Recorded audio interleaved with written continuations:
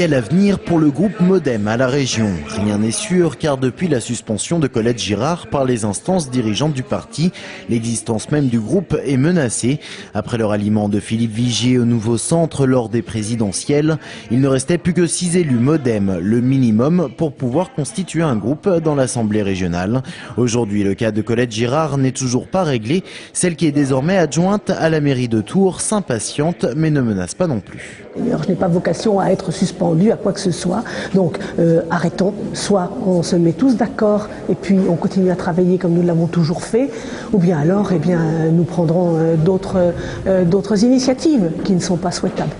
À droite, si la défaite est encore bien présente et que les prochaines échéances électorales sont encore un peu lointaines, des personnalités se dégagent cependant quant à la future tête de liste régionale.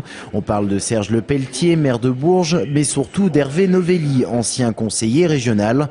Dans son camp, cette hypothèse est accueillie plus que favorablement. Il connaît bien la problématique économique, environnementale et sociétale de la région Centre. Il travaille beaucoup pour la région Centre en tant que ministre et je pense que la région Centre aurait beaucoup à gagner à avoir comme tête de liste, en tout cas comme nouveau président de la région Centre, un ministre.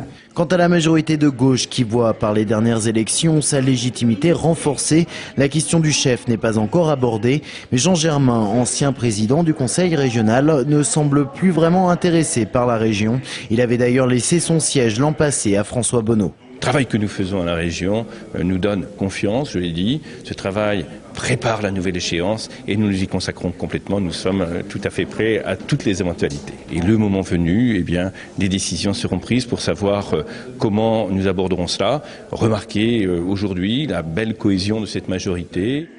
Quant au Front National, il dispose encore de 9 élus à la région, mais aux dernières échéances électorales, le parti avait encore reculé. Il a notamment perdu 2 conseillers municipaux à Blois.